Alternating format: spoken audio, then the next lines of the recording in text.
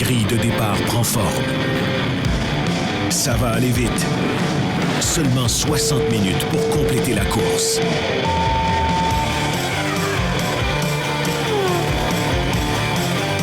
L'Épingle, le podcast. Avec Greg, Pag et Jean-Max. Le podcast sur la course automobile. Une présentation de la Commission athlétique. Bienvenue dans cette nouvelle édition du podcast L'Épingle, l'édition post-Grand Prix du Japon. Et Paillé, le plus grand centre du camion au Canada, vous présente cette émission du podcast L'Épingle. Bonne course! OK. Paillé. Vous entendez mes deux co-animateurs préférés, les deux seuls que j'ai également, qui ont des voix en or. Jean-Maxime Sans Souci, Pierre-Alexandre Gérard. Messieurs, comment allez-vous? Très bien, très heureux de vous retrouver dans le studio, les gars. Ça fait trop longtemps qu'on s'est pas vus, puis on est bien ici. J'aime l'ambiance, c'est excitant, on a un bon Grand Prix, j'ai hâte d'en parler. On parle du studio, bien sûr, avant que Pierre-Alexandre nous dise comment il va, mais on tient à remercier Best Buy, le fournisseur officiel pour tout l'équipement technologique du studio, de la Commission athlétique, ainsi que le complexe J.C. Perrot. Pour tous les meubles que vous voyez présentement à l'écran, vous faut encourager l'OBNL du complexe J.C. Perrot qui supporte la persévérance scolaire chez les jeunes en louant une des deux glaces à Saint-Roch-de-l'Achigan. Alors Pierre-Alexandre Gérard. Ça peut pas aller mieux. Il vient d'avoir le Grand Prix du Japon, puis moi, je reviens d'une semaine de vacances. Fait que... C'est à son tour d'aller en vacances. Yep. Là. Le Grand Prix du Japon que j'ai regardé live, d'ailleurs, à 1h du matin dans la nuit, parce que le décalage horaire oblige. Hein? Ça a des bons côtés, le décalage, parfois, et ça a fait que j'ai été capable de voir la course en direct, ce qui était assez fabuleux. C'est sûr que quand on regarde ça, on va parler en termes de hockey, là. Tu regardes ça sur papier, tu te dis, bon, une autre domination de Red Bull, mais on a eu une course assez divertissante, somme toute, qui nous a tenus en haleine jusqu'à la fin pour beaucoup de positions quand même. Moi, je peux pas dire que même si on connaissait déjà le gagnant dès le premier tour, je peux pas dire que j'ai pas été diverti sur cette course-là. Pag, t'as l'air assez d'accord avec moi. Oui, 100%. Puis je me passais la réflexion parce que moi, j'avais regardé le Grand Prix dans l'avion, puis je me disais, comme c'est vraiment compliqué la Formule 1. On essaie d'en parler depuis bientôt 2 ans. Définir la Formule 1, c'est difficile en une courte phrase. Tu peux pas faire un synopsis qui va faire en sorte que tu vas rendre ça intéressant parce que le synopsis du Grand Prix du Japon, c'est Max Verstappen remporte avec 12 secondes d'avance. C'est ça le synopsis. Mais quand tu regardes le Grand Prix au complet, le film au complet du Grand Prix, il s'est tellement passé de choses au niveau des stratégies, des dépassements de course, de comment est-ce que les gens ont géré leurs pneus. Il y a tellement de choses différentes qui sont arrivées du haut au bas de la grille que ça a été vraiment plus intéressant que le synopsis. Puis c'est ça qu'il faut vraiment véhiculer les gens à la maison. Dites-le à vos amis. La Formule 1, c'est le fun. Il ne faut pas juste s'attarder à la ligne du synopsis. C'est le film qu'il faut regarder. Oui, parce que c'est sûr, on regarde le résultat comme tu le dis si bien. C'est Max qui gagne 12 secondes devant Sergio Perez, qui en a 20 devant Carlos Sainz chez Ferrari et qui en a 26. Qui en a 8 sur... je regardais les résultats, qui en a 8 et 6 secondes aussi pour Charles derrière Carlos. Donc tu regardes ça, tu te dis, course plate. Non, absolument pas. On a beaucoup de stock à dire. J'ai adoré le Grand Prix de Suzuka. Je l'aime beaucoup. Et les pilotes l'adorent aussi. C'est comme il y a beaucoup de pilotes que c'est un de leurs circuits favoris, dont Carlos Sainz. Il en avait parlé. Le paysage est beau, les fans sont tellement en feu, sont tellement fired up avec leurs casquettes, avec des voitures, les images, les visages des pilotes. C'était vraiment le fun. Puis outre, oui, la victoire de Max, il y a eu beaucoup d'actions en arrière, encore une fois. Russell, Sainz à la fin. Là, il fallait user de stratégie pour savoir, est-ce qu'on rentre au puits tout de suite pour undercut Leclerc? C'est arrivé avec Norris. Bref, on va en reparler, mais beaucoup d'actions. Et à la fin... Au moins, on a eu de l'action jusqu'à la fin. Sainz qui se faufile sur le podium, c'était vraiment intéressant. Oui, j'ai adoré ça. Puis encore une fois, on va mettre la même trame narrative que ce qu'on a parlé en différé après l'Australie. Encore une fois, la stratégie chez Ferrari. La performance est là chez Ferrari. La stratégie aussi qui a payé dans le cas de Carlos Sainz, mais qui a payé aussi dans le cas de Charles Leclerc qui partait 8e, qui, eux, contrairement à Mercedes... ont réussi leur stratégie d'avoir un seul arrêt au puits. Comment ça peut arriver, ça? C'est incroyable. Ferrari, qui avait un grave problème l'an dernier de dégradation des pneus, malgré tout le monde qui dégradait sur la gomme médium, on avait énormément de problèmes. Ça a vraiment changé pour à peu près toutes les écuries. Pardon pour ça. Et là, Charles Leclerc qui fait la plus longue séquence sur les médiums pour réussir à sauver cette stratégie d'arrêt un peu et gagner 4 positions. C'était incroyable. Ben, ce qui est difficile à saisir, c'est parce que tout ça, ça se passe en coulisses, tu sais, puis c'est vraiment imperceptible. Ce qui se passe, c'est que j'ai l'impression, puis ça a même été corroboré par Fred Vasseur, c'est que auparavant on avait une Ferrari qui était beaucoup plus difficile sur la gestion des pneus, et maintenant, c'est beaucoup plus facile à prédire. Donc, tu vas pouvoir essayer des stratégies un petit peu plus innovantes ou un petit peu plus champ gauche, puis avoir l'air d'un génie. Auparavant, on pouvait essayer ce genre de stratégie-là, mais la dégradation des pneus était tellement hors de contrôle que peu importe ce qu'on faisait, on se retrouvait dans le trouble. Donc, on avait souvent l'air des clowns là, dans les nombreux mimes qu'on a vu passer avec les gens puis leur maquillage de clown. Ça n'a pas donné sa place, là, ça c'est certain. Puis là, en plus, on avait une mise à jour sur la Ferrari qui allait aider encore plus sur la dégradation des pneus arrière, sur comment est-ce que l'air circule sur la voiture vers l'arrière des pneus. Donc là, on est en train de vivre vraiment une renaissance de la Ferrari qui vont enfin pouvoir utiliser d'une stratégie intéressante. Puis quand tu as une voiture qui répond normalement, qui n'est pas très erratique, qui n'est pas toujours on the edge, c'est beaucoup plus facile ensuite de faire des gains et d'essayer des choses, de miser sur des stratégies un petit peu plus agressives pour arriver à gagner des positions. Exact. Quand tu as le plancher, tu as la plateforme qui est stable. Comme tu dis, après ça, tu peux essayer plein de petits trucs pour essayer de t'améliorer. La Ferrari continue sur sa lancée, clairement. On n'est pas surpris de ça, mais c'est comme toujours rassurant pour l'équipe de savoir qu'on est bel et bien deuxième. Maintenant, qu'est-ce que ça va prendre si on veut gagner? On pourra en reparler, mais si je parle de Charles, c'est malheureux que ce soit qualifié 8e parce qu'il aurait peut-être pu finir sur le podium à la place de Carlos ou bon, qui sait, concurrencer Perez, peut-être. Il a été extraordinaire. Il n'a pas fini plus bas que 4e, en fait, à date sur 4 courses. Il va bien, Charles. Hein? C'est sûr que là, tous les projecteurs sont sur Carlos, mais Charles va vraiment très bien aussi. Et que dire de Carlos avec ses pneus plus frais vers la fin, comme j'en parlais, pour aller faire quelques dépassements puis finir sur le podium encore. C'est le pilote de l'heure. Outre Max, mettons, qui gagne facilement, c'est Carlos. Et ça nous amène à parler évidemment de la valse des pilotes plus tard. Effectivement. Mais non, c'est bien. Puis Lando le disait aussi, il dit, écoute, on a tout fait. J'ai tout fait ce que je pouvais. Ferrari est plus vite que nous. Leur gestion des pneus est impeccable comparée à nous. Fait que tu sais, Lando se compare au Ferrari parce qu'ils peuvent pas se comparer au Red Bull pour l'instant. Fait que c'était un Lando satisfait, mais déçu en même temps. Piastri arrive 8e. Encore une fois, Ferrari 2e, McLaren 3e. Mais ça aurait pu en plus être hautement différent. Je ne voulais pas te pied de Greg, mais si Mercedes n'avait pas essayé d'avoir une stratégie d'un seul arrêt au puits, tu sais. Et puis là, comme je disais tout à l'heure, Ferrari maintenant ont retrouvé la recette pour limiter la dégradation des pneus. Mais si Mercedes avait eu autant la clé de cette recette-là, il aurait pu s'intégrer comme un facteur très important dans cette course-là au Japon. Mais là, on a... d'ailleurs, j'ai inventé une expression, les gars, d'une stratégie d'arrêt à un puits. Donc ça, je pense que ça n'avait jamais été dit. Je l'ai manqué. Ça, c'est le décalage horaire. Ouais, c'est ça. Vos explications ont fait que j'ai pu repasser ça dans ma tête. Je m'en excuse de très chers auditeurs et auditrices. Ferrari, clairement, 2e cette saison. Puis là, on commence, après 4 Grands Prix, à avoir un portrait de ce qui se dessine pour la saison. T'sais, McLaren n'ont pas été gênés du tout de leur performance à date. Quand on voit où est-ce qu'ils étaient l'an dernier, où est-ce qu'ils sont cette année, on a fait des pas de géants en fin de saison l'an dernier, puis sur lesquels on a pu capitaliser en début de saison. Donc, c'est un beau résultat pour Lando et pour Oscar Piastri, qui l'a eu un petit peu plus difficile en fin de semaine que ce qu'il avait vécu en Australie. Dire Carlos Sainz, le pilote de l'heure, on va parler de son futur plus tard, mais c'est vraiment un Carlos possédé présentement. Mais est-ce que c'est lui? T'sais, là, c'est encore une fois cette question-là de la poule et l'œuf, ou l'œuf et la poule, qui est dans tous les cas des pilotes. Est-ce que c'est lui ou finalement il y a la voiture qui lui permet d'exprimer son talent à sa juste valeur, comme on le voit avec Charles Leclerc Charles est critiqué, ça me fait tellement rire. Tu regardes les résultats de Charles Leclerc, il se fait battre par Carlos 2 fois. Là, on dit il est clairement le pilote numéro 1 chez Ferrari. C'est pas le cas, là. Charles Leclerc est très, très compétitif et très, très rapide également. D'où mon point de tantôt, c'est ça. On l'oublie parce qu'il est moins sous les projecteurs, mais c'est en dedans de 4e dans les 4 premiers Grands Prix. Il ne peut pas faire mieux. Puis, à cause de sa qualif, on a eu une différente stratégie de pneus avec lui. C'est toujours comme ça. Les écuries s'adaptent à où sont nos pilotes en ce moment dans le track position. Qu'est-ce qu'on peut faire pour essayer de undercut? Qu'est-ce qu'on peut faire pour sécuriser des points?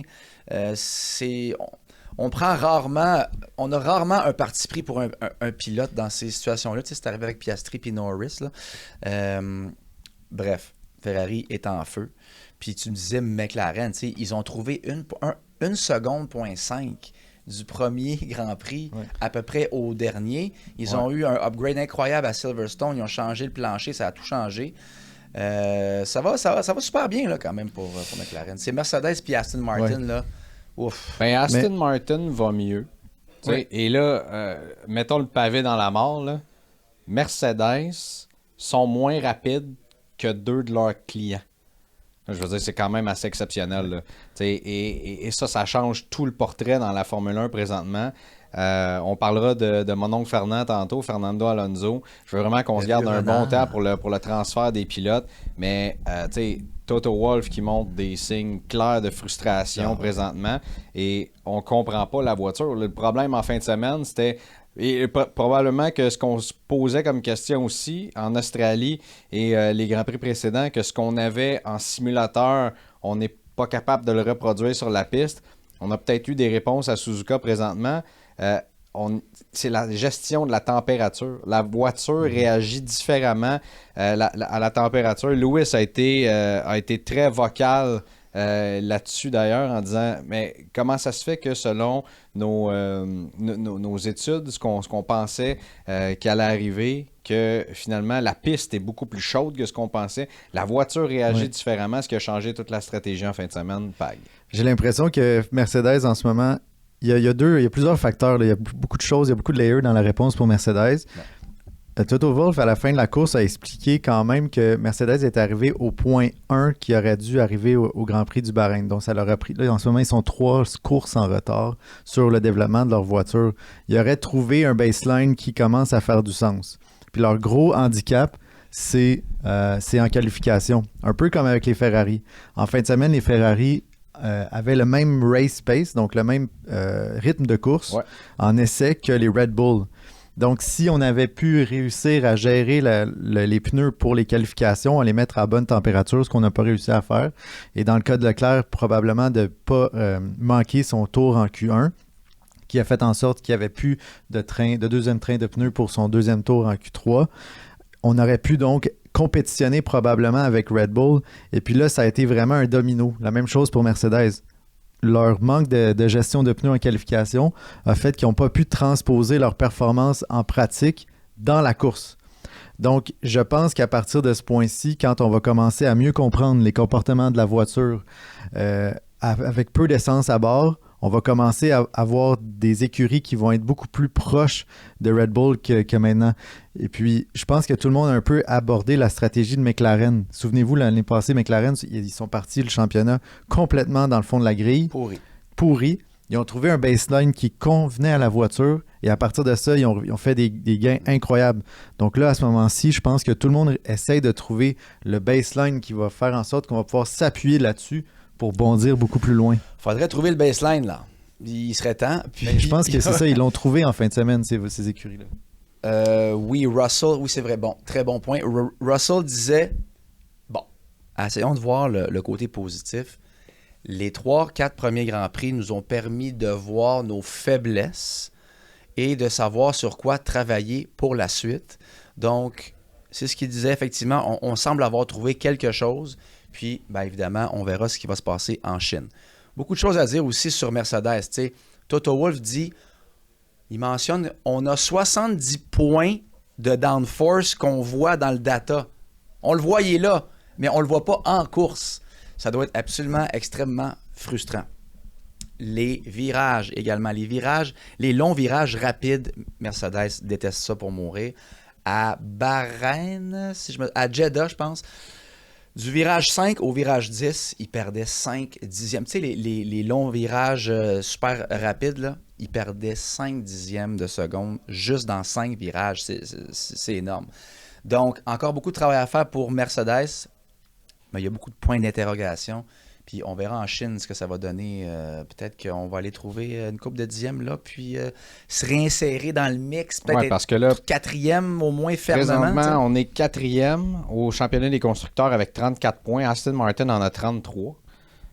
Et pas besoin de dire qu'Aston Martin, présentement, ont un petit peu un meilleur regard sur le restant de la saison que Mercedes. McLaren est loin devant à 69 et Ferrari à 120, Red Bull à 141. Donc, c'est énormément de terrain à couvrir présentement pour Mercedes. Difficile. L'événement Troc en stock fait son entrée chez Payet Chrysler Dodge Jeep Ram. Plus de 375 modèles en stock. Avec Payet Chrysler Dodge Jeep Ram, vous avez les meilleures offres et plus de choix. L'événement Troc en stock, c'est ben des trocs. Maintenant, OK, Payet. Tu sais, quand tu vois Lewis qui dit, écoute, cette voiture-là, je vois pas qu'elle s'améliore, finalement, on dirait que ça a fonctionné, ce message-là, parce qu'elle arrive, dit, ça fait longtemps que j'ai pas vu cette voiture-là aussi plaisante à piloter, embarque dedans, commence le week-end d'une forte façon, elle arrive à la course et après ça, est complètement déçu. Les fameux messages radio de Lewis, là, où est-ce qu'on a perdu tout ce temps-là? Ah oui. Moi, ça me brise le cœur à chaque fois. Il dit 5 dixièmes. Il est où ce 5 dixièmes-là? Où est-ce qu'on a perdu ça? Et là, Bono qui ne sait plus quoi répondre ou presque pas. Donc, assez difficile. Messieurs, allons-y maintenant avec certaines performances spécifiques de certains pilotes. Et à tout seigneur, tout honneur, on va commencer ça avec Yuki Tsunoda, le héros de cette fin de semaine. Mais d'abord, on vous rappelle que notre présentateur Payet vous rappelle que l'événement Troc en stock, c'est bien des trocs. Maintenant, profitez du plus grand inventaire jusqu'au 30 avril prochain. OK. Payet. Yuki Tsunoda, on l'a vivement critiqué en début de saison, avec raison, je ne vais pas m'excuser pour ça, dû à son comportement, son manque de maturité, où est-ce qu'il était, Yuki, à ce moment-là, envoyer des messages radio en criant et tout le reste. Quelle amélioration en très peu de temps pour Yuki, qui démontre une maturité, est positif sur la radio et a des résultats en piste. Il est très rapide. Daniel Ricciardo a énormément de misère à s'adapter à cette voiture-là. Cette voiture-là qui semble bâtie pour Yuki, ou Yuki qui est beaucoup plus habitué avec celle-ci. Daniel qui malheureusement a un incident de piste, là, c'était vraiment pas de sa faute. Là. Ça, on va régler ça tout de suite. Arrêtons de le critiquer. Qui aurait pu être compétitif en fin de semaine, qui semblait plus rapide. Il était très très proche en qualification de Yuki d'ailleurs. Mais je trouve ça intéressant. Puis je commence à me dire si c'est lui qui s'en va chez Red Bull comme deuxième volant l'an prochain. On va peut-être avoir énormément de plaisir de le voir compétitionner dans l'écurie la plus rapide. Ben tu sais, si je suis un conseiller proche de Yuki, je dis dude, calme-toi parce que c'est la seule chose qui lui empêche de faire son pas. Il est très compétitif en piste, mais son caractère beaucoup trop abrasif, explosif, fait en sorte qu'il n'y a pas un écurie contender qui va le prendre au sérieux. Ouais.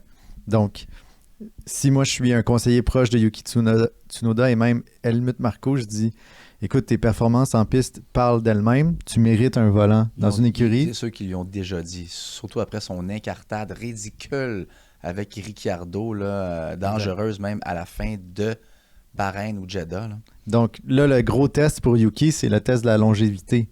Es-tu capable de garder la constance. La constance dans ton attitude? Tu sais, parce que la prochaine fois que ça va pas bien aller, là, mettons que ça va pas bien en Grand Prix de Chine, est-ce que tu vas être capable de pas crier après ton ingénieur de piste, de pas crier après Daniel qui va se retrouver avec un nouveau châssis dans 2 semaines?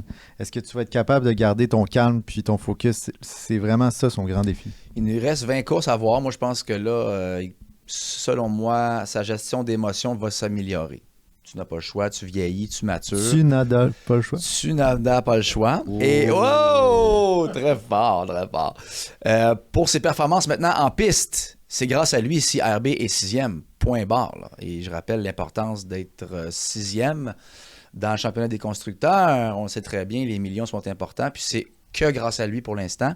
Ouais. Et là, les grandes écuries commencent à jeter un coup d'œil sur Yuki, parce que là, il est vraiment solide. La RB est très moyenne, ça dépend des circuits, mais c'est lui qui fait la différence. Donc là, est-ce qu'il pourrait se retrouver chez Aston Martin en 2026 avec un moteur Honda. Est-ce qu'il pourrait être courtisé par Mercedes? Certainement qu'il le regarde. Est-ce qu'il pourrait aller deuxième pilote chez Red Bull? Parce que là, est-ce qu'on veut puiser vraiment dans le développement là, chez Red Bull? Ben, on a quand même Liam Lawson qui pourrait se retrouver chez ARB. Moi, c'est ce que je ferais. Est-ce qu'on veut le garder chez ARB? Lui, il va vouloir aller dans une grande écurie. Je pense que l'option Aston Martin devient intéressante à ce moment-là avec le motoriste Honda. On sait qu'habituellement, je veux dire, c'est une question de fierté, si on veut aussi. Là. Lorsque tu as Honda qui travaille, ouais, c'est ça, l'argent, tu veux un pilote japonais qui s'en vient là pour aider la promotion également. Puis c'est un peu la même chose qu'on veut faire avec Audi. Là. On veut des pilotes rapides. Mais imaginez si on est capable de ramener un Sébastien Vettel qui commence à ouvrir la porte de plus en plus grand, d'ailleurs, dans le retour. Là. Imaginez ça un instant. Là, et je termine en disant, Helmut Marko l'a mentionné dans des chroniques là, aux journalistes. Il dit, on le voit, là, que les grandes écuries commencent à vouloir parler à Yuki. Donc, ça devrait se décider dans pas si longtemps que ça. Hein? Oui, Helmut Marko, faisons toujours attention à ce qu'il dit. Oui, ça, je suis d'accord. On dirait que ce gars-là donne des entrevues 3 fois par jour, fait uniquement ça, et très, très politique aussi de la façon qu'il gère ça. Ouais, écoute, on reçoit des appels pour Yuki, les gens commencent à appeler. Peut-être est-ce que c'est pour détourner l'attention un peu de la situation contractuelle de Max, de ce qui se passe avec également Christian Horner, qui... Ben, d'ailleurs, on n'a pas fait on peut tout de suite en parler, là, parce qu'on n'a pas fait vraiment de mise à jour. Christian Horner est en voie de devenir le président, directeur général de la division Red Bull Motors, donc des performances sportives motorisées, mais aussi de la division des canettes également, de ce qui se passe avec... Il a renforcé sa position à un point tel qu'il se ferait donner des responsabilités plus grandes. Et ça risque de tout changer également à l'intérieur de Red Bull. On n'en a pas parlé parce que c'est arrivé après le Grand Prix de l'Australie, mais l'ingénieur qui est avec Max, qui est avec Red Bull depuis 18 ans, le nom m'échappe malheureusement. Richardson, non? Je sais pas. Je me souviens pas non plus. Bref, qui était là depuis 18 ans et qui était derrière tous les succès de Max. Depuis ses débuts avec Red Bull, a quitté finalement l'équipe. Est-ce que selon vous, c'est le début de l'exode des gens importants chez Red Bull? Le prochain pourrait fort probablement être Adrian Newey. C'est tellement difficile à suivre qu'est-ce qui se passe chez Red Bull parce que d'une semaine à l'autre, il y a des nouvelles qui sortent, puis il y a certaines personnes qui parlent, puis quand les gens parlent, ben, il y a beaucoup de sous-entendus. Si, par exemple, Max Verstappen parle en rapport à Red Bull, c'est qu'il se passe d'autres négociations en coulisses qui ont plus ou moins bien été. Comme cette semaine, il est sorti en disant, tu sais, Mercedes, c'est vraiment une écurie excellente de pointe, mais ils sont jamais aussi rapides que Red Bull. Est-ce qu'il faut en comprendre donc que les négociations sont arrivées pour faire en sorte qu'on donne avantage à Max, puis Max décide de rester? Ensuite de ça, en coulisses, on entend que la plaignante est revenue à la charge par la voix de son ami dans les oreilles de la BBC. Donc, juste avant le Grand Prix, la semaine avant le Grand Prix, un journaliste de la BBC a reçu finalement l'échange de textos qui a été engagé avec la plaignante. Et puis, donc, elle exprime, elle se sent seule. Donc là, excusez l'expression, on pisse ça dans les oreilles d'un journaliste. Le journaliste le sort. Il n'y a pas d'erreur dans le timing. Il y a quelque chose en coulisses qui essaie de mettre de la pression sur Christian Horner, à mon avis. Et puis là, je m'excuse parce que c'est vraiment difficile pour justement toutes les gens qui sont victimes d'harcèlement et tout ça. Mais là, en Formule 1, il y a énormément de politique. Puis on a comme... on assiste vraiment à quelqu'un qui est pris dans un sandwich puis qui est malgré elle au centre de grands jeux de domino, j'ai l'impression. C'est très lourd, cette histoire-là. Est-ce que c'est le début de l'exode? C'est jamais bon pour une écurie si c'est le cas. Je suis pas encore certain, on verra. Je pense juste qu'il s'est fait offrir un super beau contrat ailleurs, plein de millions, puis ça fait 18 ans que tu es à quelque part. Non, c'est toujours pas où est-ce qu'il est rendu. Je pense que c'est pas Sauber. Moi, ça serait mon choix là, qui s'en est. Il me semble que c'est Sauber. Il a dit que c'était complètement à l'autre bout des paddocks, donc c'était pas dans une des écuries de pointe. C'est sûrement une écurie qui a 0 point. Oui, probablement. Mais ces écuries-là qui ont 0 point, d'ailleurs, qui commencent à se rapprocher. Je trouvais ça intéressant de voir les Saber Steak, d'ailleurs, beaucoup plus rapides ce week-end. Les Haas qui sont toujours intéressantes à regarder, là. Hülkenberg et Magnussen qui sont pas mauvais dans leur voiture. Et là, ça m'amène au sujet dont il faut parler. La catastrophe. Et là, je pèse mes mots. La catastrophe Williams. Ouais. Mais qu'est-ce qui se passe? On parlait de cette écurie-là comme étant plus rapide qu'on pensait. Depuis Monaco l'an dernier, depuis qu'on a ri du fameux plancher de la voiture en disant « Mon Dieu, il n'y a rien qui se passe là-bas. » Alexander Albon qui faisait des miracles avec cette voiture-là. Logan Sargent qui montrait des belles choses également. Et là, depuis le début de la saison, ça va pas, mais pas du tout. Là, on démolit des voitures. Ça, ces coûts-là, ça doit être astronomique. Et déjà là qu'on essaie de faire des économies, il y en a qui pourraient dire des économies de bout de chandelle, mais en n'amenant pas une autre voiture. Là, on n'a pas d'autres voitures disponibles, pas d'autres châssis avant Miami. Et là, en fin de semaine, les deux pilotes qui... Et là, les critiques sur Logan Sargent sont... très, très sévère. Mais regardez la vidéo. Oh oui, mais regardez la vidéo de lorsqu'il a sorti la voiture. On a dit faites attention. Fais attention, Logan. D'ailleurs, on te donne un châssis déjà remonté pour ta course en fin de semaine. Fais attention, on n'en a pas d'autres avant Miami. Et à première occasion... Les roues, je pense. Non, il n'a pas barré les roues. Regardez, tu l'as pas vu le vidéo, la reprise exactement avec ses mains. Il tourne la voiture et la voiture ne suit pas et t'as le pneu. Là, avant droit. OK, là, j'essaie de... C'est en course ou en essai libre? C'est en essai libre. C'est en essai libre. C'est ça, oui, je l'ai vu. Et là, j'essaie d'imager. Il y a des gens qui nous regardent sur YouTube, ceux qui nous écoutent. Donc, a mis les deux pneus droits de la voiture complètement à l'extérieur de la piste, dans le gazon. Et c'est ça qui a fait qu'il est parti en vrille et qu'il est rentré dans le mur. Mais quand tu regardes le vidéo, allez le voir, là, les mains de Logan Sargent tournent. Il n'a pas échappé la voiture. Là. Elle ne tourne pas.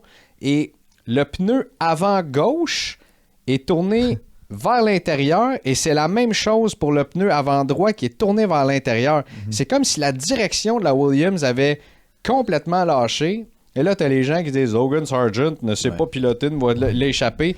Ce n'était pas de sa faute dans ma lecture. Puis il y a même les médias, j'ai été surpris, là. Je regardais les émissions d'avant-course, tout ça. Oui, Logan doit retrouver sa confiance. Attendez, là. Avez-vous regardé, là? Est-ce que c'est moi ici à Montréal qui vois une lecture de la situation qui est complètement différente? Puis je me trompe. Si je suis dans le champ, s'il vous plaît, dites-moi là dans les commentaires. Ça va me faire plaisir de me rétracter. Mais ma lecture à moi, Logan Sargent s'est fait donner un citron rebâti. Et ouais, t'es pas d'accord? Ben, je veux juste amener une nuance, c'est que... Ben, finis ton idée avant, je vais l'amener après. Pas mal fait, okay. Là. Je pourrais continuer à taper sur Williams pendant quelques temps, mais bon. Ben, c'est que James Vall, après l'incident, il est sorti en disant que Logan Sargent, il savait pas il était où sur la piste. Il savait pas il était où exactement. Puis, l'erreur dont tu parles... Ça, c'est... Comment... Non, mais James Valls, respect énorme pour James Valls. Et j'aime beaucoup ce qu'il fait depuis son arrivée chez Williams et tout ce qu'il a accompli avec Mercedes également. Mais comment tu peux dire ça d'un pilote quand tu l'as littéralement sorti de sa voiture pour la donner à un Alexander Albon? T'sais, il aurait pu mieux le protéger. Là, on n'est vraiment pas aligné. Mais c'est parce que c'est une erreur bête. C'est pour ça qu'il a dit ça, tu sais. C'est parce qu'en fait, l'affaire Greg, puis là, ça va être super théorique, là, puis je veux pas être le gars qui donne des cours de conduite ou qui mansplain, mais c'est juste que même si tu braques ton volant à 180 degrés, mais que tu transportes trop de vitesse, tes pneus n'auront plus d'adhérence, puis tu vas continuer à avancer tout droit. Donc, à partir du moment que les pneus ils touchent au gazon, il n'y a plus d'adhérence, puis là, c'est sûr que tu vas sortir de piste. Donc, c'est vraiment une erreur de pilotage de la part de Logan. Donc, je suis pas d'accord avec toi. Oh, j'adore! Et que je suis pas d'accord avec toi. Est-ce qu'il y a une responsabilité peut-être de Logan qui n'a pas été parfait dans sa ligne de course, mais tu le vois clairement aussi, la voiture répond pas. Là. Et ça, c'est avant qu'ils mettent les pneus dans le gazon. Là. Oui, mais tout ça pour dire que c'est pour ça que James est sorti en disant qu'il savait pas il était où sur la piste, parce que s'il était plus à l'intérieur du tarmac, là, donc à l'intérieur du point de corde, il aurait eu plus le temps d'accrocher ses pneus. Mais là, étant donné qu'il savait pas il était où, puis qu'il avait même braqué son volant à 90, comme tu le mentionnes justement, la voiture continue d'avancer parce qu'il transportait trop de vitesse dans le virage. C'est Intéressant. Mais ça, c'était à la sortie du virage. C'est à l'intérieur du virage. Dans le Donc, fond, c'est c'est à une la longue sortie. courbe, tu sais. L'événement Troc en stock est de retour uniquement chez le numéro 1 au Canada, GM Payé. Plus de 1450 modèles en stock. Pour les meilleures offres, GM Payé, c'est le plus grand centre du camion au Canada. L'événement Troc en stock, c'est ben des trocs maintenant. OK, payé. On analysera ça ensemble, les gars. Oui. C'est très intéressant. Mais outre ce petit incident-là, que ce soit de sa faute à lui ou à la voiture, moi, je pense que Logan Sargent, c'est terminé. Moi, je serais pas si prêt. À moins qu'il n'y ait pas d'autres options, là. Mais là, au Vient de pire, où, Logan Sargent? les États-Unis d'Amérique. Les Williams appartient à qui maintenant? Les États-Unis d'Amérique. Et où est-ce qu'on veut développer, d'ailleurs? Les États-Unis d'Amérique! Comme dirait mon bon ami Georges, je t'en remercie ça. Mais maintenant, tu sais, peut-être va puiser dans ta banque de young drivers, tu sais, essaye quelque chose, là. Je comprends qu'on essaye de développer, mais si t'as pas de résultat, t'as pas d'argent, anyway. Mais ça, c'est le deuxième siège maudit chez Williams, tu sais. Et présentement, on ne met pas les pilotes dans des bonnes situations. Tu sais, qu'est-ce qu'on a donné à Logan Sargent pour lui permettre de performer? Tu sais, on dit ça. Oui, il doit reprendre sa confiance. Si on avait raison, là, je critique un peu, puis en fait, je trouve qu'on est trop critique envers Logan Sargent d'un côté. Est-ce qu'on avait raison qu'il doit reprendre sa confiance? Oui, mais en même temps, il n'y a aucun pilote sur la piste qui a entériné cette décision-là de Williams de dire Alex Albon, qui est, oui, notre pilote le plus rapide, mais qui a démoli la voiture. Et là, tu le sors, tu sors Logan Sargent pour en mettre un autre. Et là, la voiture maganée, t'as donne à Logan et pas à Alex. Je veux dire, Je pense que c'est le seul qu'on aurait sorti. Des 10 écuries, c'est le seul qu'on aurait sorti. C'est le moins performant. Si c'est arrivé chez Sauber, on n'aurait pas donné ça à Bottas. On aurait dit Guan Yu Zhou, vas-y. Et là, je pourrais faire ça pour toutes les écuries. Je pense juste que c'est le moins bon, puis les points, c'est crucial. Il faut aller chercher, il faut se donner le plus de chances d'aller chercher un point. C'est une décision crève-cœur, mais admettons qu'Albon avait fini dans les points, là, James Vaz il aurait eu l'air d'un génie là, d'aller chercher 1 ou 2 points, puis d'être 7e. Oui, mais ça n'a pas fonctionné, tu sais, en même temps. Oui. Et tu sais, quel est le message que tu envoies? Comme tu le dis, c'est tellement critique aussi pour la carrière d'un pilote. Là, depuis ce temps-là, Logan Sargent a l'air de quoi? Moi, c'est ça la question. Oui. Là, après l'incident en fin de semaine, là, tout le monde le critique. Les médias s'en vont dire des choses telles sur lui. Et là, tu sais, vous autres aussi, les gars, ouais, il est pas bon, il est pas... Ouais, mais si on l'avait laissé dans cette voiture-là, le message que tu envoies, tu sais, là, tu le retires de sa voiture et après ça, non, je sais, c'est sûr. Tu t'en vas dans les médias et dire, ouais, il savait pas, il était où, ça la piste. C'est sûr que c'est triste, c'est plate, c'est injuste, mais c'est la Formule 1, c'est intransigeant. Résultat, cash is king, point barre. Là. C'est vraiment compliqué pour les pilotes chez Williams. Ils n'ont aucun overhead. On leur dit, vous devez aller chercher des positions au classement pour nous rapporter de l'argent qui est si précieuse. Mais en même temps, si vous faites la moindre erreur, vous ne pourrez plus courir parce qu'on n'a pas le matériel pour que vous puissiez courir. On fait des économies, je reviens à ce que tu disais, Greg, on fait des économies de bouche à lèvres parce que ce n'est pas une écurie qui est riche. On ne peut même pas se permettre d'amener un 3e châssis. C'est trop d'argent, on veut garder notre argent. Mais en faisant ça, on vient d'en perdre une somme astronomique incroyable. C'est 2 millions. Ce qui va peut-être freiner d'autres upgrade packages dans les futures courses. Il y a des limites à ce que le fameux duct tape peut nous apporter en Formule 1. Là. Ça a été calculé à 2 millions de pounds, les dommages aux 2 voitures en 4 courses. C'est énorme. Oui, effectivement. Et on a empêché Mick Schumacher d'avoir un volant pour bien moins que ça. Voilà. On le rappelle. Hein? Qui aurait pu conduire, qui aurait pu piloter chez Williams d'ailleurs. Et lui qui doit regarder ça en se frottant les mains, là, en se disant, écoutez les gars, peut-être que je suis capable de coûter moins cher que ça aussi. Transportons-nous chez Aston Martin maintenant, les gars. Alonso, mon oncle Fernand, qui reprend son titre du ministère de la Défense. Quelle performance! Là, ce qu'il faut comprendre, Alonso a terminé 5e, 6e.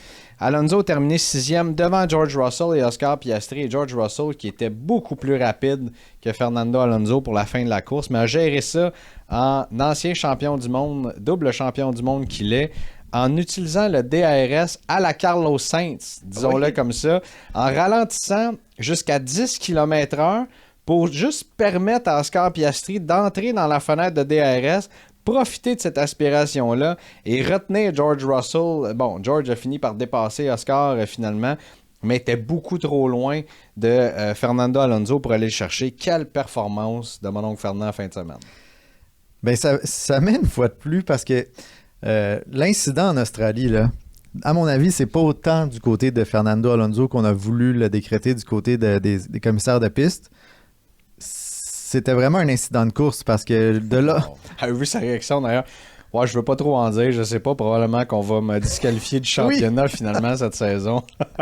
Oui, en faisant appel à son utilisation du DRS. Il y a eu une pénalité de 20 secondes, notamment, pour avoir fait un fameux break test, ce qu'on appelle sur George Russell. Ce qui était grandement à discuter. Là. Parce que George, de son aveu lui-même, il regarde son volant en ce moment. Sur le circuit, ils font beaucoup de manipulations sur le volant. Puis à son propre aveu, c'est à ce moment-là exactement, à chaque tour, qu'il fait la même manipulation sur son volant en Australie. Donc, c'est ça qui aurait causé l'incident.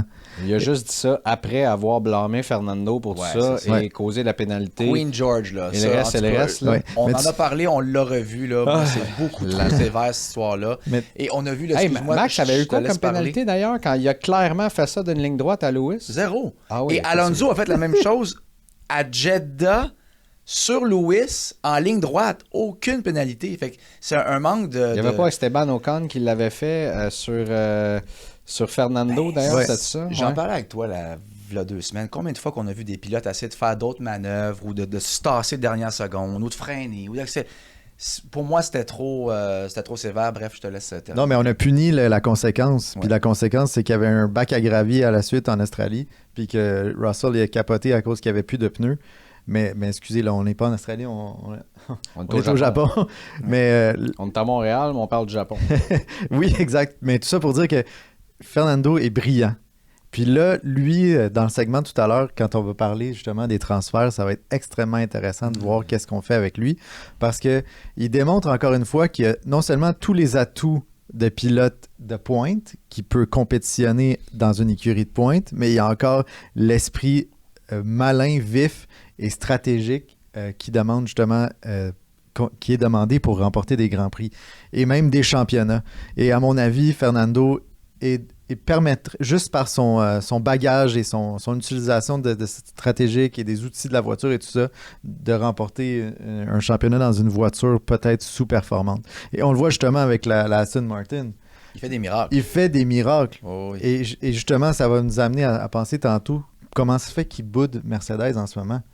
Ben, on va en parler dans quelques instants, mais juste avant, je vais parler de Lance. On se doit en bon Canadien, Québécois, francophone. Du Nord français. Exactement, d'expression française, de parler de Lance qui m'a fait bien rire en fin de semaine. Lance qui a été très bon. Tu sais, c'est un circuit pour Lance qui est plus difficile que les autres.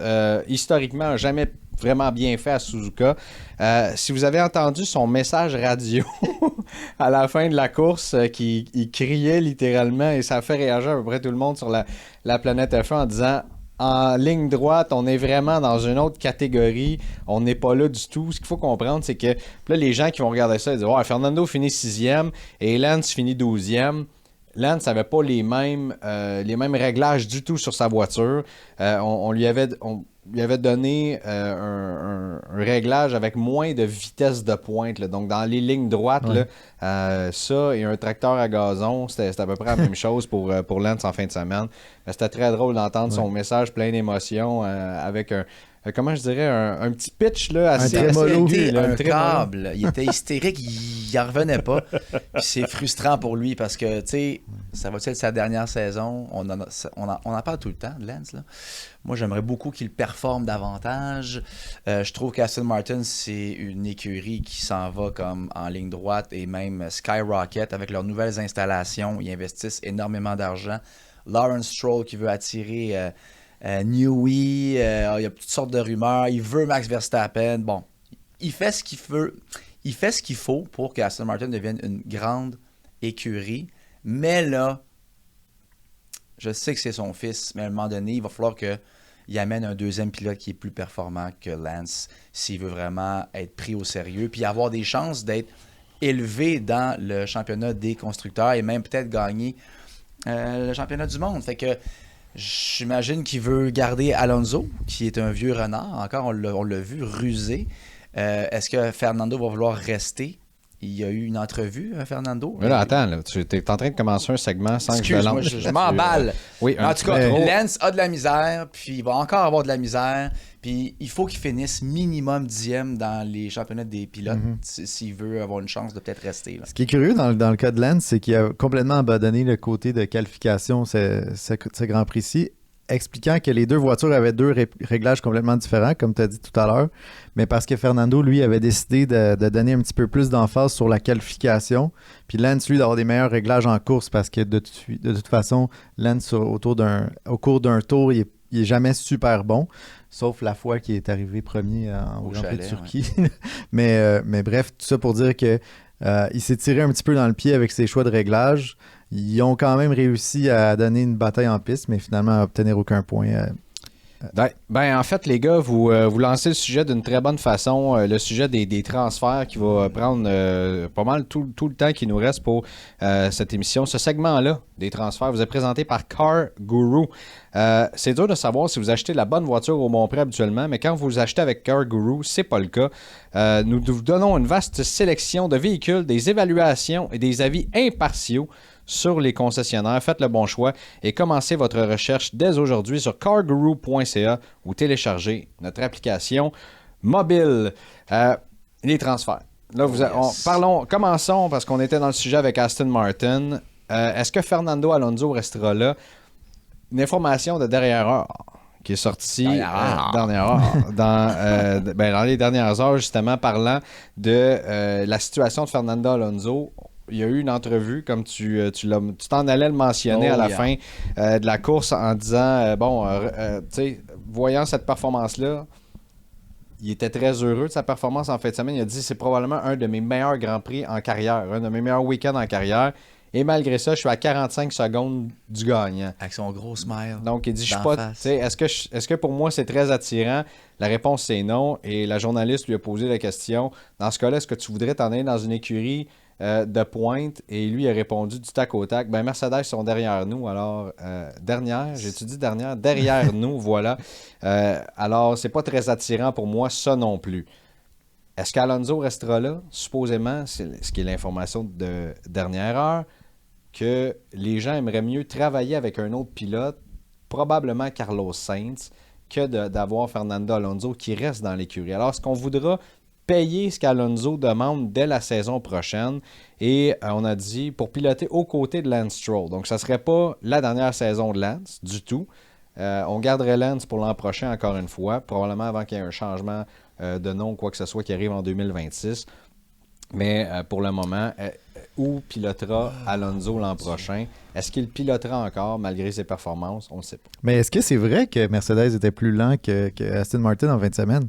Si on regarde juste le classement de l'arrivée de la course, OK, oui, Fernando est terminé devant Russell, mais il barrait la route. Il lui barrait la route tout au long du Grand Prix.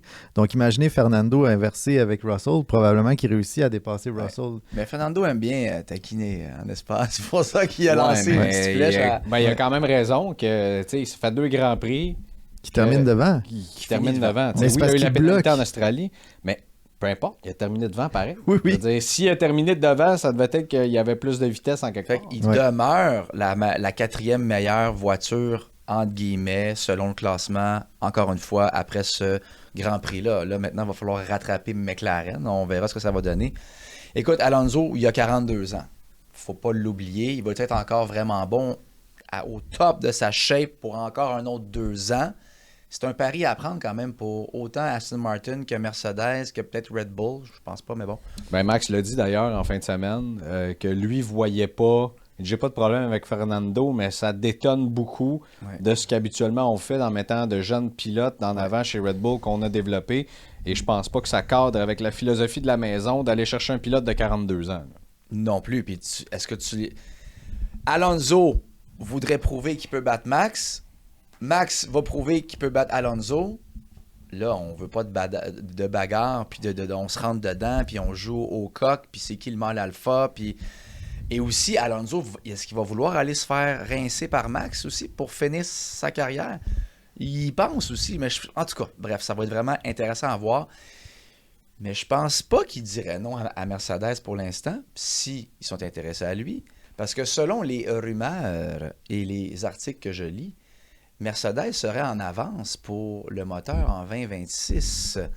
Donc, Parlant de moteur, il faut penser plus loin que juste l'an prochain. Il faut penser à 26-27. Qui a la recette magique des nouveaux règlements? Mais dans ce cas-là, on va amener à ton point, mais dans ce cas-là, c'est beaucoup plus alléchant. À partir de 2026, là, écoute, Fernando Alonso va avoir 44 ans rendu là. Non, mais c'est ça. T'sais, s'il est plus avancé en 2026, où est-ce que ça devient intéressant malgré la situation actuelle chez Mercedes? Parce que, c'est pas alléchant pour aucun pilote présentement. T'es Carlos Sainz, si tu regardes ça, tu dis, est-ce que j'ai le goût de m'en aller là? Oh boy, non. Tant qu'à ça, je vais piloter en quelque part un an et je vais me joindre à Audi dès 2026. T'es Max Verstappen, est-ce que tu regardes ce qui se passe chez Mercedes et tu te dis j'ai vraiment envie d'aller là, il va falloir qu'on lui démontre des statistiques intéressantes et encore une fois l'opportunité de rebâtir cette écurie-là où Lewis a remporté tellement de championnats du monde, où on a remporté des championnats des constructeurs également, avec une bonne partie de l'équipe qui est encore là. Mais enfin, bref, où est-ce que je m'en allais avec ça? Oui, c'est ça, dès 2026. Je pense que là, Fernando Alonso ne fait plus partie du portrait et lui voudra terminer sur une note intéressante. Maintenant, tu voulais parler des moteurs avant que je pose ma question. non, mais tout ça, là, on vient de dire Mais la qu'on valse, pense... ça, c'est pas terminé, cette valse des pilotes. Là. On pense pas que Fernando va courir encore en 2026, mais imaginons qu'il le fait. Là, c'est Honda qui est chez Aston Martin en 2026. Et souvenez-vous de son fameux commentaire GP2 Engine. Ouais, exactement. Quel moteur il avait Ouais. critiqué à ce moment-là? C'était le fameux moteur Honda quand il était chez McLaren. Donc, Non, t'as un motoriste qui arrive, tu veux probablement placer, si c'est pas un Carlos Sainz ou un Max Verstappen qui est chez Aston Martin à ce moment-là, est-ce qu'on continue de donner un volant à Lance? Ça va dépendre de ses performances également. Mais est-ce que tu amènes un Yuki à ce moment-là? Ça Fort serait probablement fort que intéressant. le lobby Honda va se faire aller. Si Yuki n'est pas le deuxième pilote chez Red Bull, si Max reste, il y a tellement de si. Ouais. Mais allons-y d'ailleurs. Max. Moi, je pense qu'il reste chez Red Bull 25-26, assurément. Ça, c'est Max ça. Ah oui. ou Yuki? Max reste là. Max ne s'en va pas nulle part. Je ne crois pas que ça va nulle part. Et surtout pas avec Mercedes. S'il s'en va, c'est parce qu'il va aller voir... Il va aller travailler avec le moteur Honda chez Aston Martin. Moi, c'est ce que je pense. C'est vraiment ce que je pense. Maintenant, ceci étant réglé dans ma tête, entre guillemets, là, c'est Carlos ou Fernand. That's it. Il y en a qui C'est Carlos disent... ou Fernand dans quelle écurie? Ben, je sais pas, mais un coup qu'un dossier va être réglé, ce sera le suivant. Là. Si c'est Alonso qui est signé avant, mettons chez Mercedes, ben là, on se rabat sur Sainz ou vice-versa. Fait que moi, je pense que Kimi Antonelli s'en va chez Mercedes. Au pire, il a l'année prochaine. Au pire, il aura une année difficile, mais il va apprendre pour être prêt pour les nouveaux règlements en 2026.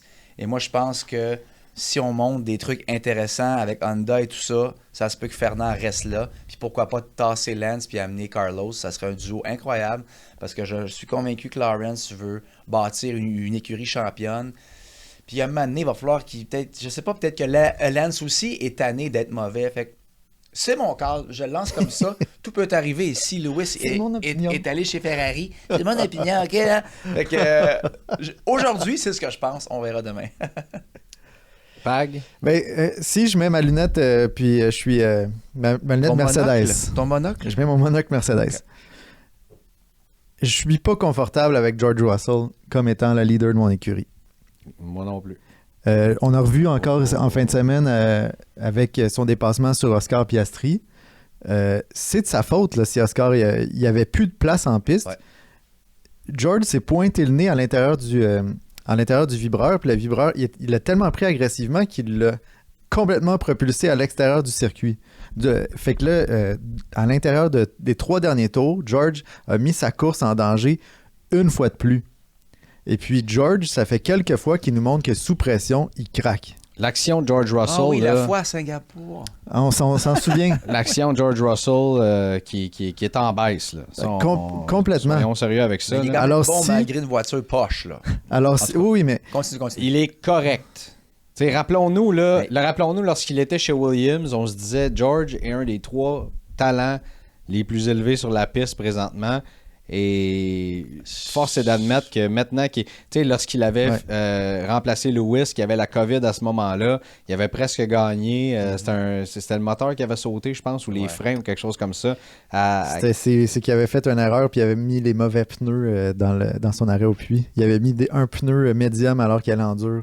3 durs puis un médium, genre. OK. En tout cas, bref. Il n'avait pas Ouais. terminé la course, mais sinon, il l'aurait probablement remporté. Là, on se dit, hey, George Russell. Ben, Et là, Mais c'est je suis que pas l'étoile d'accord, mais pâlit un attends, peu. j'ai envie que tu finisses ton idée. c'est par ça. exemple. C'est que moi, George, je le vois vraiment comme un épice, OK?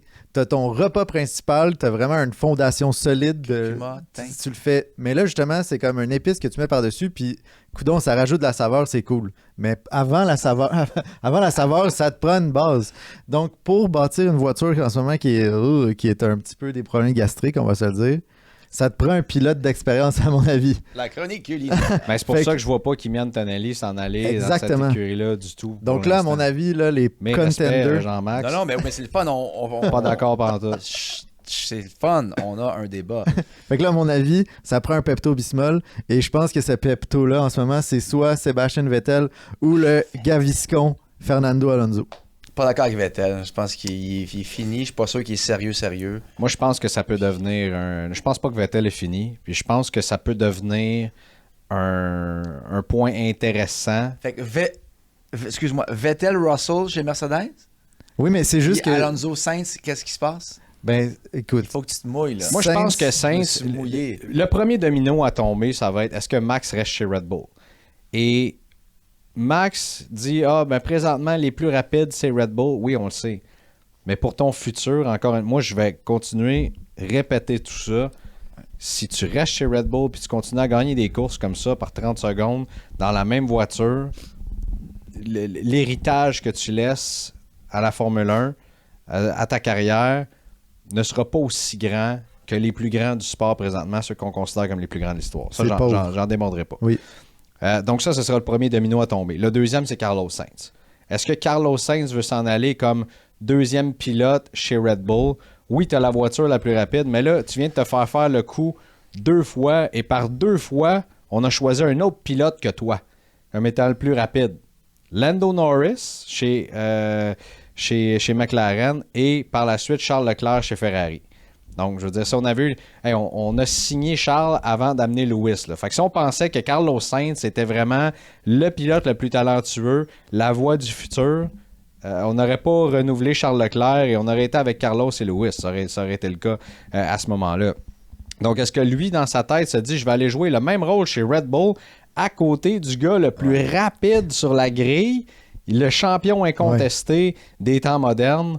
Je pense pas. Maintenant, il s'en va où? Il reste Aston pas... Martin. Ben, c'est que moi, mon problème avec Non, ça, c'est... aller chez Mercedes. Tu veux qu'il y ait chez Mercedes? Cette équipe-là, le projet Mercedes, imagine si Carlos Sainz 2026, voit plus loin que de se dire, là, je vais être le plus rapide présentement. Là. Encore une fois, oubliez pas ça, les gars. Je vais le répéter. Cette écurie-là a remporté combien de championnats des constructeurs? On est en avance sur le moteur de 2026 et Oui, c'est ça. tu as la chance de rebâtir ce que Lewis Hamilton a fait. De remettre cette équipe-là sur la voie de la victoire et au devant de la grille. C'est un projet excessivement intéressant pour un pilote qui en vaut la peine. C'est pas un projet comme Daniel Ricciardo a essayé de faire avec Renault et après en s'en allant chez McLaren également. Là. C'est pas ça du tout. Au pire, l'an prochain, tu finis... Au pire, Mercedes va être encore ordinaire l'année prochaine ou sera L'an prochain, troisième ou quatrième. on mais sait s'en que c'est fout. Red Bull, C'est Ferrari. ça. On sait que c'est ça. Il faut que tu aies des genres de garanties, mais il n'y en a aucune garantie encore pour 2026. À moins que tu te dises, regarde, je prends un guess, j'ai rencontré Toto, puis on a parlé de data, puis à date, effectivement, 2026 sont vraiment en avance. sa décision sera prise en fonction de 2026. Il y a aussi Je suis un d'accord. ingrédient qu'on oublie de mentionner, c'est que Monsieur, là, Ricardo, là. les ingrédients en ce moment, c'est que les prochaines réglementations vont avoir aussi beaucoup de travail à faire sur l'aérodynamisme. Et quel autre agent libre qui est disponible mais qui n'est pas un pilote, c'est Adrian Newey. Exactement. Donc ça aussi, ça va avoir une grosse incidence et une grosse influence sur qui fait quoi et où. Ah oui. Donc aussitôt qu'Adrian aura décidé où il décide de s'établir pour les prochaines réglementations, moi je pense que ça va éveiller beaucoup de regards chez beaucoup de pilotes. Et si justement Max s'est fait dire « Ah ben Adrian reste chez Red Bull », peut-être qu'il est prêt à prendre un risque du côté de Ford parce que Honda, ils ont été très compétitifs, mais c'est pas à cause du moteur Honda nécessairement que Red Bull est au sommet de la grille en ce moment. C'est beaucoup plus à cause du brio de l'ingénierie de la voiture. Et autres ingénieurs, effectivement. Mais quand on parle de si Max reste, là, c'est parce que là, la valse des pilotes, ça s'en vient. Là. Audi aurait donné un ultimatum à Carlos. Il doit se décider d'ici la mi-avril. C'est dans une semaine et quart. Là. Oui, après le Ceci Grand Prix de Chine, dit, on va commencer à parler de Mais certaines Max décisions. s'en va pas nulle part pour 2025, selon moi. Peut-être qu'en 2026, ça va être autre chose. Donc, on prend pour acquis que Max reste 2025 là. Ben, les autres pilotes, il va falloir qu'ils prennent des décisions. Et vous êtes Red Donc, Bull. selon moi, Max et Red Bull l'an prochain, il reste quoi? Fait qu'il reste Mercedes, il reste Aston Martin. That's it. Est-ce qu'on va Ou garder Audi. cette situation-là chez Red Audi. Bull avec cette situation-là trouble? Rappelons l'allégeance de Max et de son père Helmut Marko. Ouais. Et je veux dire, là, c'est quoi? Là, tout d'un coup, tout est au beau fixe, là, tout est réglé. Là. Non, c'est sûr que non. Yo, C'est sûr plus que au ça Grand reste pas Prix. comme ça chez Red Bull. Je suis désolé.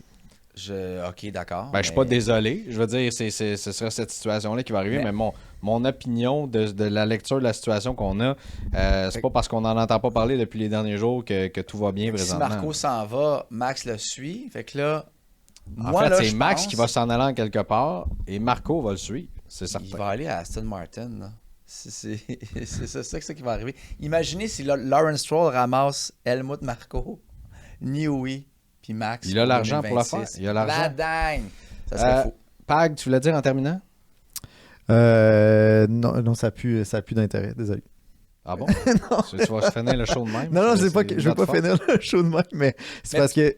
Ah oui, c'est ça, je voulais dire. Est-ce que vous gardez le beau fixe chez Red Bull? Parce que Sergio Perez, en ce moment... c'est une Parce que autre là, affaire. les médias sont repartis. Là. Tu regardes les post-race, tout le monde dit « Ah, Sergio est back en forme. Attendons. La Red Bull devrait garder Sergio. » Moi, Il fait bien à date. à mon avis, là, devrait se faire kick-out de cette écurie-là parce qu'il n'est pas constant puis il nous offre C'est ça. Là, 12 ça va secondes. bien. C'est Mais ça. attendons. Là. Donnons Attendons. 8-9 courses. Là. Voyons qu'est-ce qui se passe. Ça va bien puis il est 12 secondes derrière Max quand même. Serge Exactement. Barreau, là. Exactement. Hey, arrêtez là. Bottas, il n'était pas toujours 2 secondes en arrière de Lewis. Là. Non, mais ça veut pas dire... Arrêtez. Sur est-ce qu'on- 5 saisons. Pardon.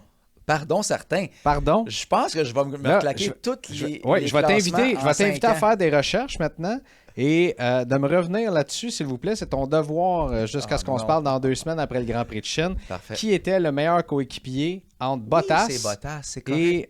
et Sergio Oui, je suis Perez? d'accord. Bottas amenait une bien meilleure performance que ce que Sergio amène. Oui, mais arrêtons d'avoir des attentes trop élevées envers Serge Perrault. C'est ça que je vous dis. J'ai pas d'attente trop élevée. Bon.